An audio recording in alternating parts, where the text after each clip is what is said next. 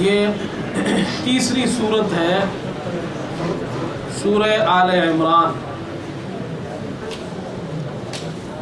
اس صورت میں خطاب اہل کتاب نصارہ سے ہے۔ گزشتہ صورت میں خطاب اہل کتاب یہود سے تھا،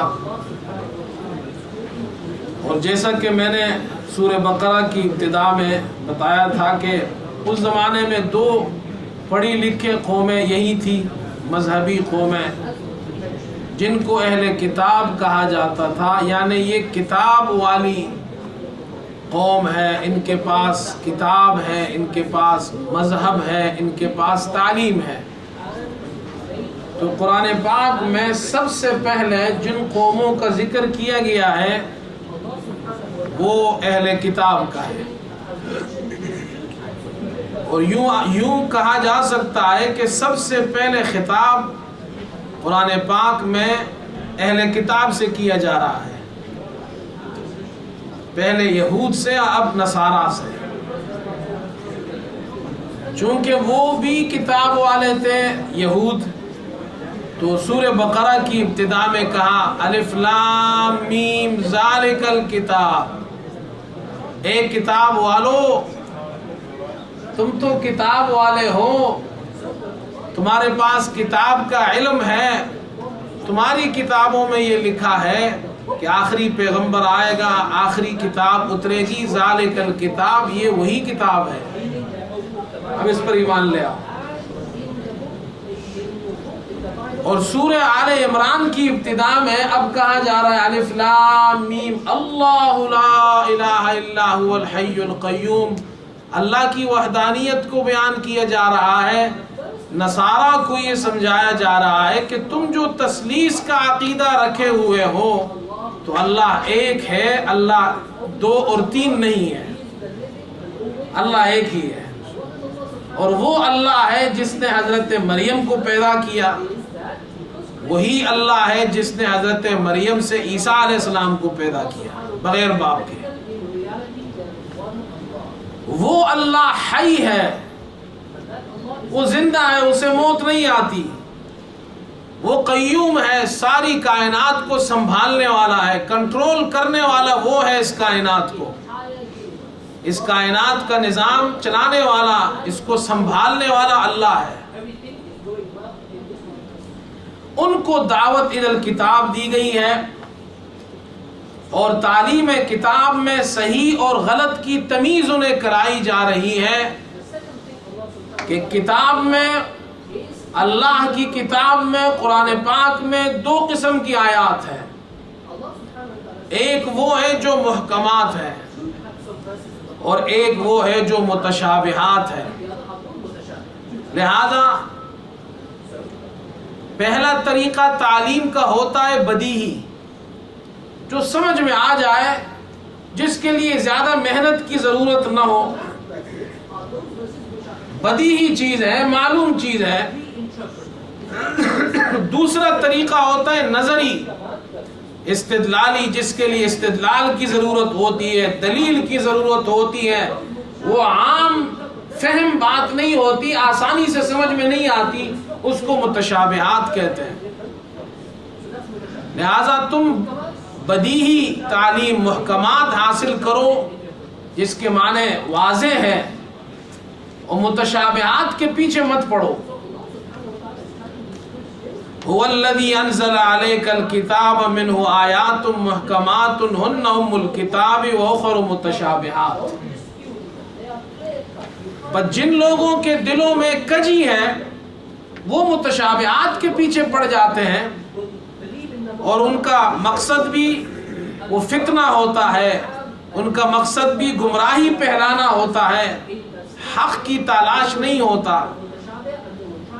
اور اللہ تعالیٰ فرماتے ہیں متشابہات یہ وہ چیزیں ہیں جس کا علم صرف اللہ کو ہے۔ متشابہات کی بہت سی قسمیں ہیں۔ متشابہات مثال کے طور پر اللہ تعالیٰ نے فرمایا ید اللہ، اللہ کا ہاتھ ہے۔ اب اس ید اللہ کا ترجمہ تو ہم کرتے ہیں کہ اللہ کا ہاتھ ہے، ترجمہ اس کا ہو سکتا ہے لیکن ہمیں اس کی حقیقت نہیں معلوم، اللہ کے ہاتھ کی حقیقت کیا ہے۔ یہ ایک متشابہات ہے۔ اس کا متشابہات میں سے ایک قسم وہ ہے جس کا ترجمہ ہو لیکن ہمیں اس کی حقیقت معلوم نہ ہو۔ متشابہات میں دوسری قسم وہ ہے جس کا ترجمہ ہی نہیں ہو سکتا، جس کو حروف مقطعات کہتے ہیں، جیسے الف لام میم ہے، اس کا نہ ترجمہ معلوم ہے ہمیں، نہ اس کا مفہوم اور مطلب ہمیں معلوم ہے۔ اللہ تعالیٰ فرماتے ہیں والراسخون فی العلم، اور جو علم میں مضبوط ہے، کمال درجے کے علماء ہے، وہ جب متشابہات کو دیکھتے ہیں تو وہ کیا کہتے ہیں؟ آمنا بھی کل من عند ربنا، یہ ہمارے رب کی طرف سے ہمارا ایمان ہے اس پر کہ اللہ کا ہاتھ ہے، اللہ عرش پر مستوی ہے، ہمارا ان باتوں پر ایمان ہے، لیکن ہمیں اس کا معنی نہیں معلوم ہے۔ ہر چیز کے پیچھے نہیں پڑنا چاہیے۔ اللہ تعالیٰ نے الف لام میم کا معنی نہیں بتایا ہے تو اس کو کھریدنے کی ضرورت نہیں ہے۔ جب ہمیں عرش کی حقیقت نہیں معلوم ہے تو اس میں بحث کرنا بدعت ہے۔ اسی لیے علماء نے لکھا ہے الاستواء معلوم، اللہ تعالیٰ عرش پر مستوی ہے، یہ ہمیں معلوم ہے۔ والکیفیت مجہول، اس کی کیفیت مجہول ہے، ہمیں نہیں معلوم اللہ عرش پر کیسے مستوی ہے، اس لیے کہ اللہ ہماری طرح نہ مکین ہے نہ اللہ کو مکان کی ضرورت ہے۔ والبحث عنہ بدعت، اور ایسی باتوں میں بحث کرنا بدعت ہے، ان سے بچو۔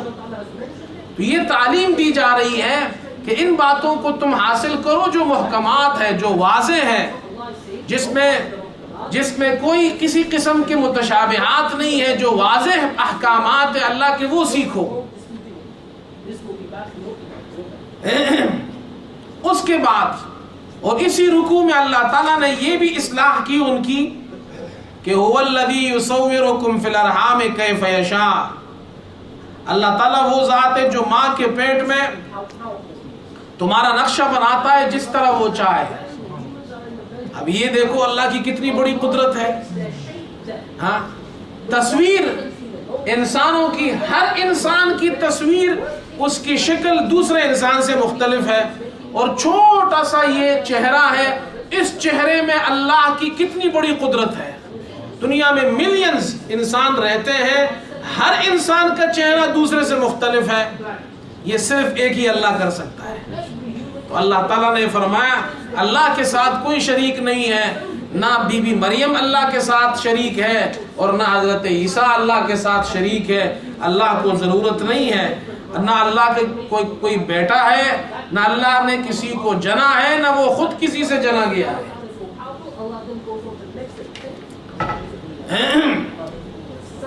پھر آگے اللہ تعالیٰ نے فرمایا اگر تم ہماری تعلیمات پہ عمل نہیں کرو گے تو تم برباد ہو جاؤ گے۔ جو اللہ کی بھیجی ہوئی تعلیمات پر عمل کرے گا وہ کامیاب ہو جائے گا۔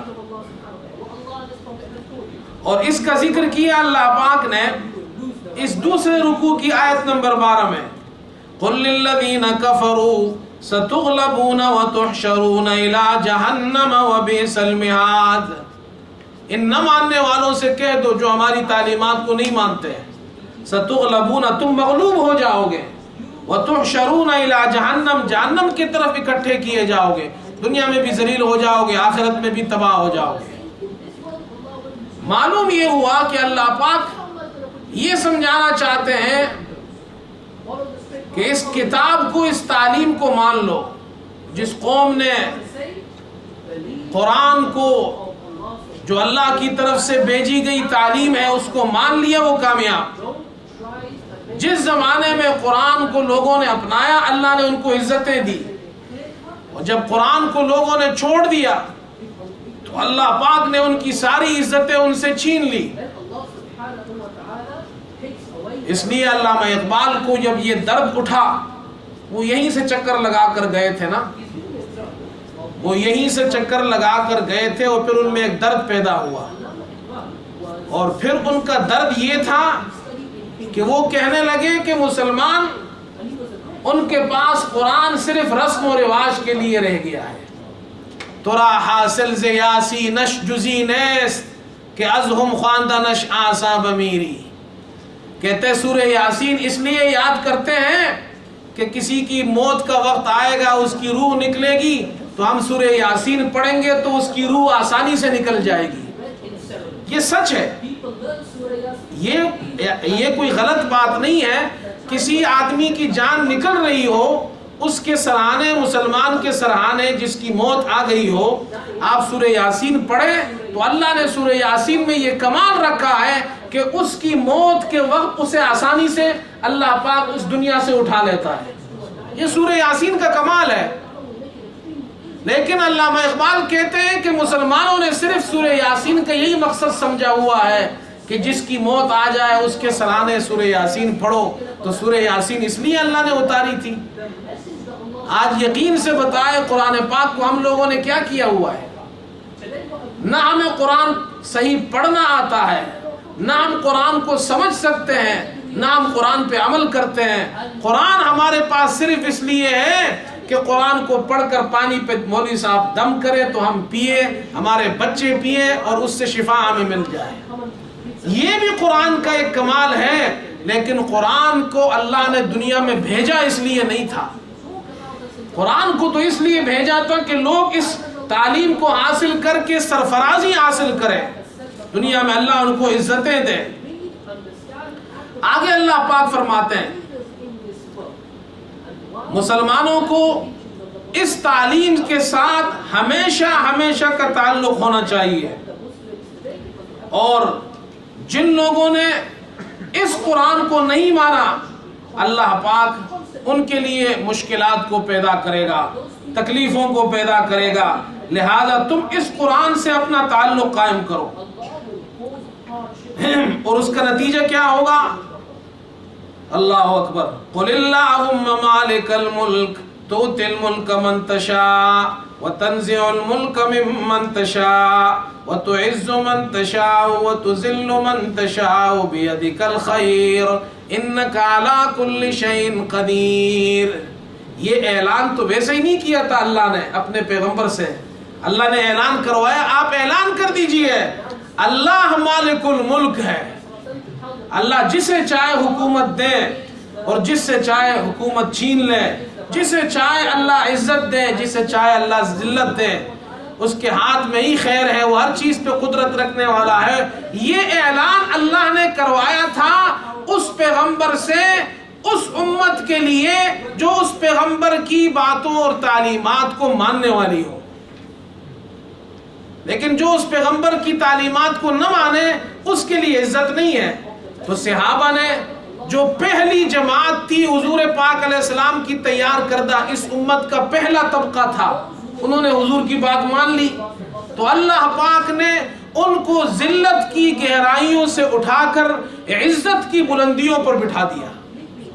ایسا تھا یا نہیں؟ ہاں ایسا ہوا نا.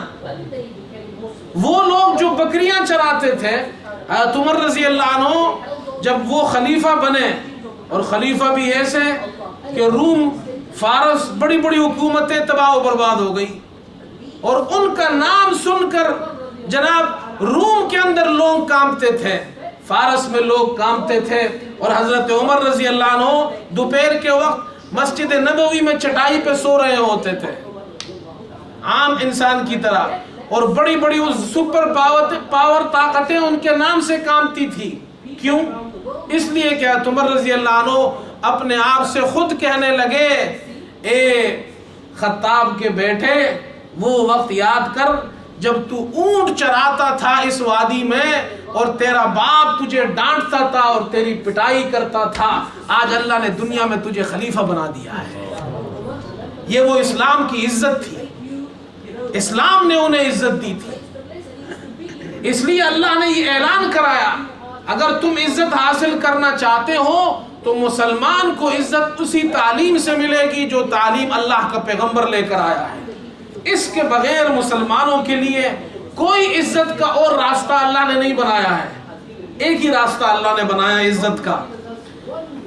پھر آگے اللہ پاک نے، چونکہ اس میں خطاب نصارہ سے ہے تو عیسیٰ علیہ السلام کی بشارت کا بھی ذکر ہے.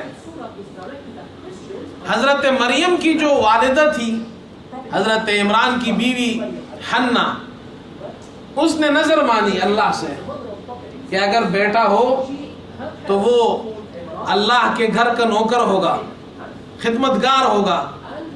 اللہ نے بیٹی دی تو کہنے لگی اے اللہ، میں نے تو بیٹا مانگا تھا، یہ تو بیٹی ہو گئی۔ اللہ نے فرمایا یہ ایسی بیٹی ہے کہ سارے دنیا کے لڑکے جمع ہو جائے اس کی طرح نہیں ہو سکتے ہیں۔ بی بی مریم کوئی چھوٹی موٹی بیٹی نہیں تھی، چھوٹی موٹی بچی نہیں تھی، اس کا کمال تو بعد میں ظاہر ہونے والا تھا، اور کمال بعد میں ظاہر ہوا یہ کہ اللہ پاک نے بغیر شوہر کے بی بی مریم کے بطن سے عیسیٰ علیہ السلام کو پیدا کیا، اور یہ عیسیٰ علیہ السلام کا پیدا کرنا اللہ کی قدرت ہے۔ اللہ نے آدم علیہ السلام کو بغیر ماں باپ کے پیدا کیا، اور آگے اللہ پاک نے عیسیٰ علیہ السلام کی پیدائش کو بھی ذکر کیا اور عیسیٰ علیہ السلام کی تعلیم کو بھی ذکر کیا۔ مقصد کیا ہے؟ عیسیٰ علیہ السلام کی پیدائش اور اس کے بعد ان کی تعلیم کو دیکھو، اور تعلیم کیا ہے؟ سورہ مریم میں بھی اللہ نے ذکر کیا، یہاں بھی ہے۔ حضرت عیسیٰ علیہ السلام گود میں تھے، بی بی مریم لائی، جب اپنے علاقے میں پہنچی تو لوگوں نے کہا یا مریم انا لکی ھذا، نہیں کیا ہے وہ جو حضرت عیسیٰ علیہ السلام کو گود میں لے کر آئی تو قوم نے کہا کہ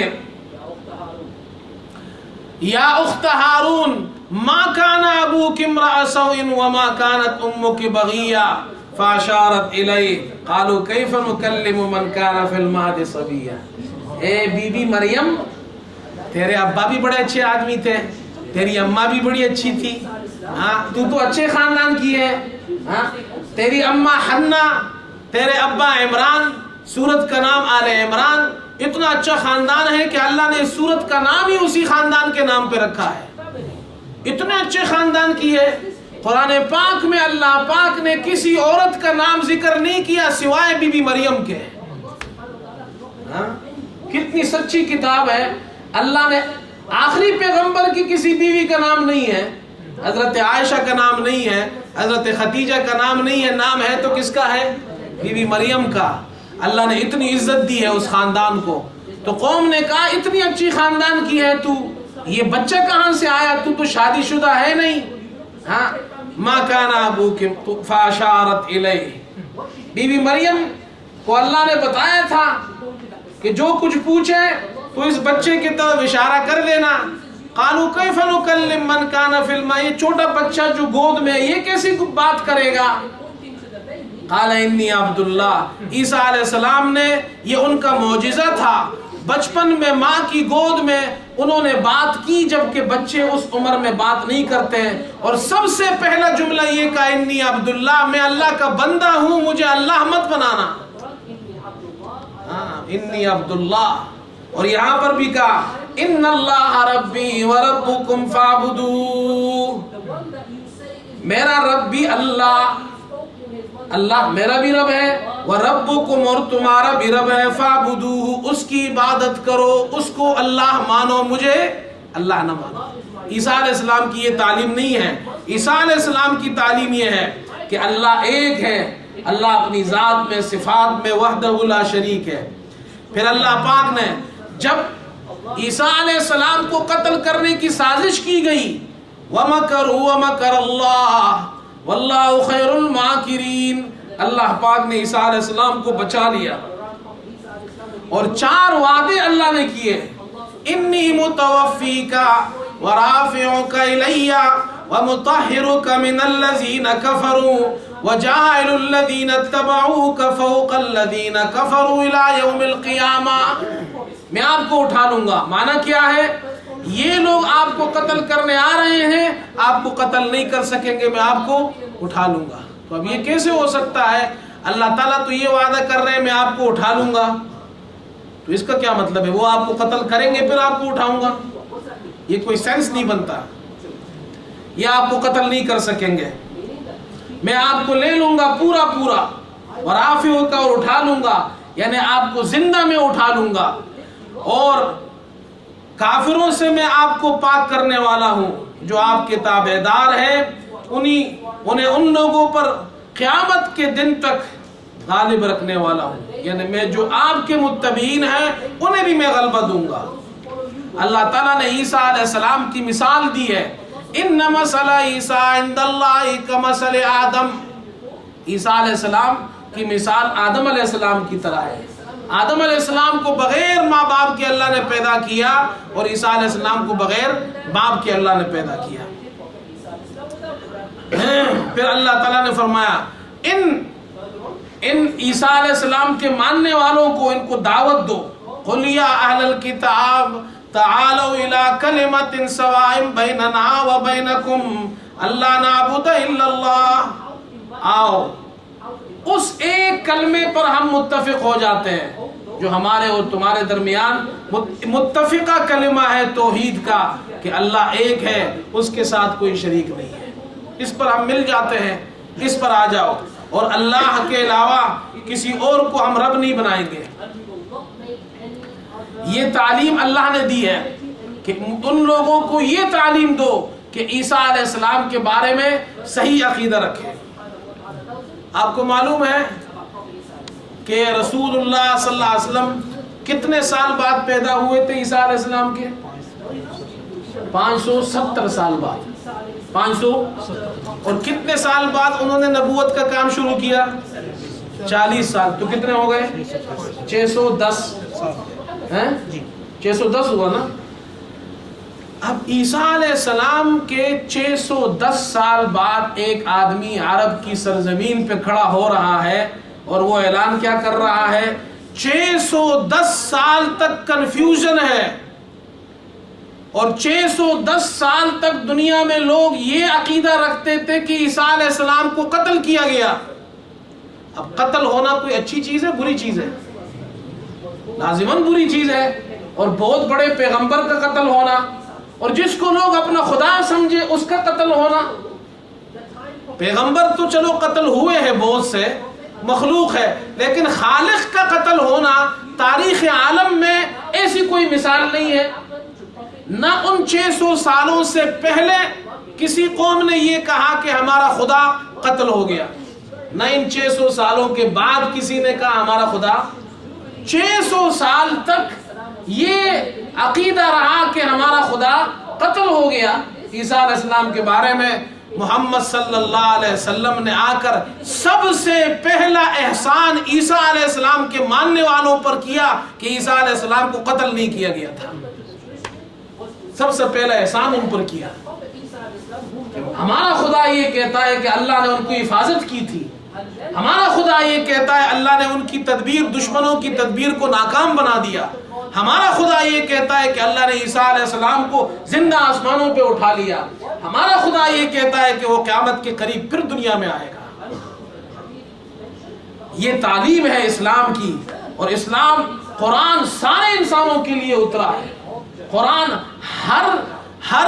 ہر پیغمبر کی تعظیم کرتا ہے، احترام کرتا ہے، اس کا ذکر اپنے کتاب میں کرتا ہے، بزرگ ہستیوں کا ذکر کرتا ہے، بی بی مریم کا ذکر کرتا ہے، آل عمران کا ذکر کرتا ہے، زکریا علیہ السلام کا ذکر کرتا ہے، یحییٰ علیہ السلام کا، عیسیٰ علیہ السلام کا، موسیٰ علیہ السلام کا، تورات کا، زبور کا، انجیل کا۔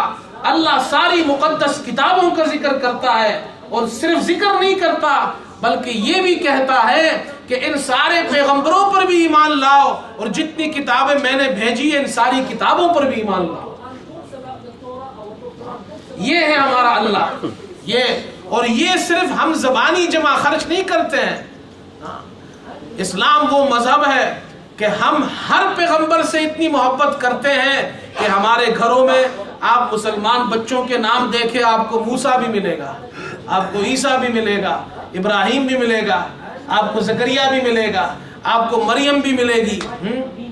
ملے گی نہیں ملے گی؟ صرف مسلمان وہ واحد قوم ہے دنیا میں جن اب ہر پیغمبر، ہر بزرگ ہستی، ہر نیک خاتون کے نام ان کے بچوں میں ملیں گے، لیکن ان کے یہاں آپ کو محمد کا نام نہیں ملے گا۔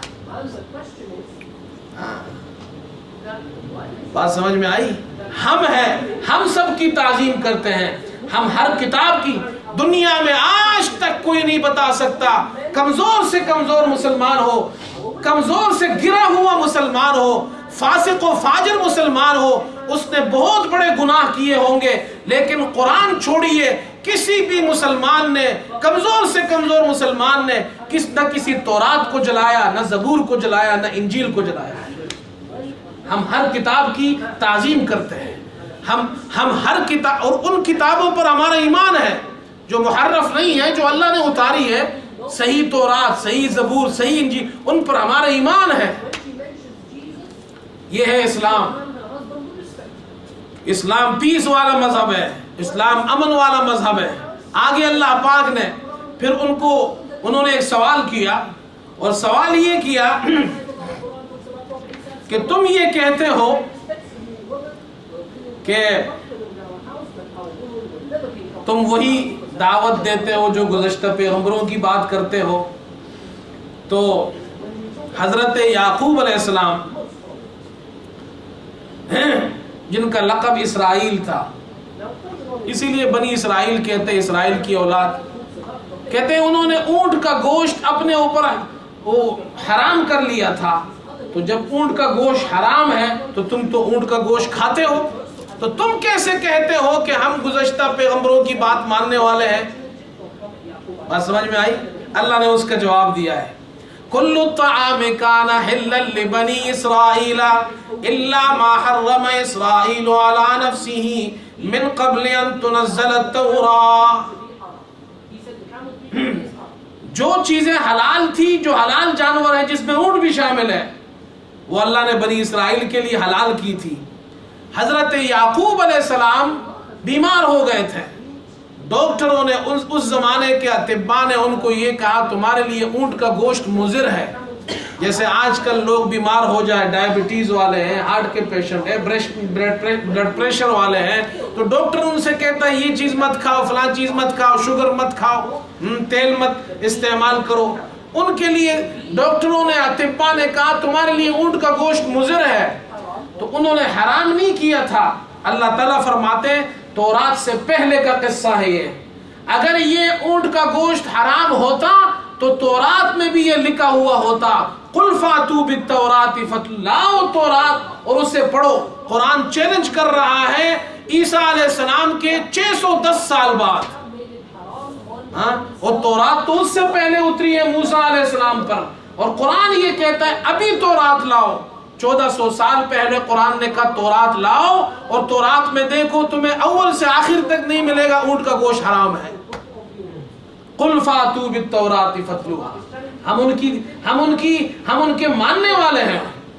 اور یاد رکھو کسی بھی پیغمبر نے جو اللہ کی حلال چیزیں تھی اس کو حرام نہیں کیا، اور کسی بھی پیغمبر نے اللہ کی حرام کردہ چیزوں کو حلال نہیں کہا ہے۔ جو چیزیں حرام تھی وہ ان کی کتابوں میں بھی حرام ہے، جو چیزیں حلال تھی ان کی کتابوں میں بھی حلال ہے۔ آگے اللہ پاک فرماتے ہیں مسلمانوں کو اگر کامیاب ہونا ہے تو اس کا ایک طریقہ بتایا، قرآن کی تعلیمات پہ عمل کرو۔ اب دوسری چیز، وَلْتَكُمْ مِنْكُمْ أُمَّةٌ يَدْعُونَ إِلَى الْخَيْرِ وَيَأْمُرُونَ بِالْمَعْرُوفِ وَيَنْهَوْنَ عَنِ الْمُنْكَرِ وَأُولَٰئِكَ هُمُ الْمُفْلِحُونَ۔ مسلمانوں میں ایک جماعت، ایک گروپ ایسا ہونا چاہیے جو امر بالمعروف اور نہی عن المنکر کرے، جو صرف یہ نہیں کہ ہم دین پہ عمل کریں بلکہ دین دوسروں تک پہنچائے۔ ایک جماعت مسلمانوں میں ایسی ہونی چاہیے جو یہ کام کرے۔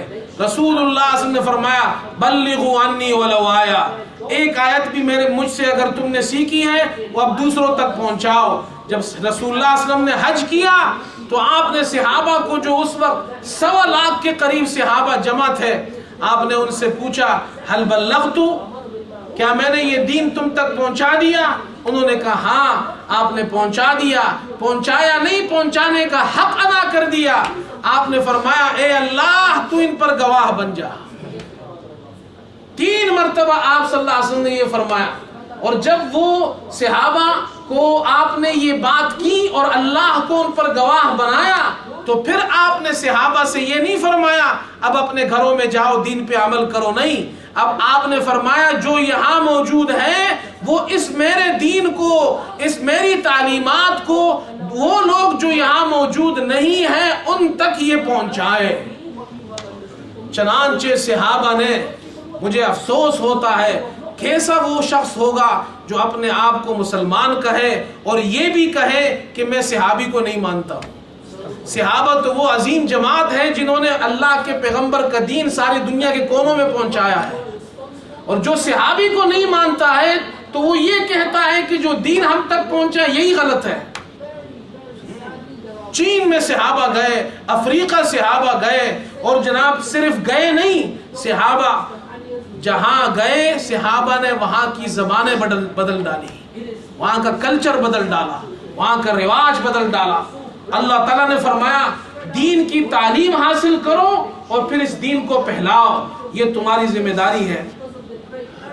بہرحال انشاءاللہ یہ ختم تو نہیں ہوئی صورت، کچھ رکوع رہ گئے اس میں، کل انشاءاللہ کوشش کریں گے کہ یہ صورت بھی ختم ہو جائے اور اگلی صورت بھی شروع ہو جائے۔ تو دو باتیں آج ہم نے سیکھی، ایک یہ کہ قرآن کی تعلیم کو اپنائیں اور دوسرا یہ قرآن کی تعلیم کو پھیلائیں۔ یہی دین ہے۔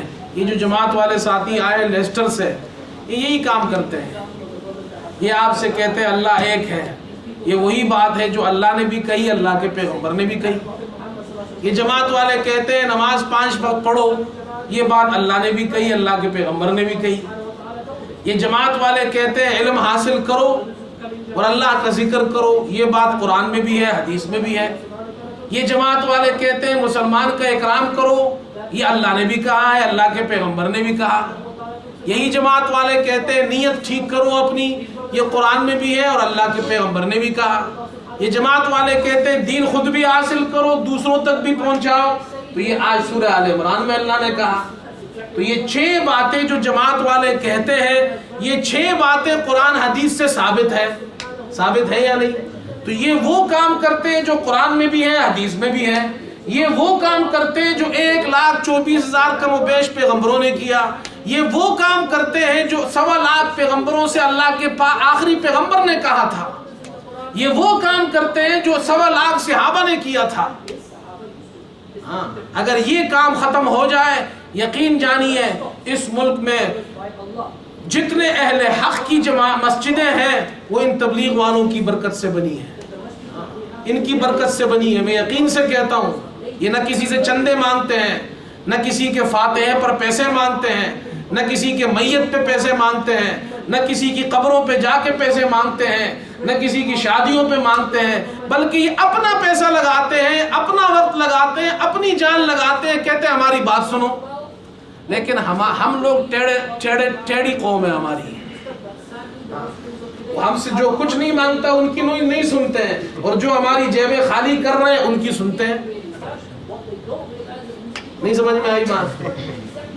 یہ اپنا پیسہ لگا کر آئے ہیں، اپنی جان، اپنا مال، اپنا وقت، ان کے ساتھ بیٹھو، ان کے ساتھ کبھی کبھی جایا کرو۔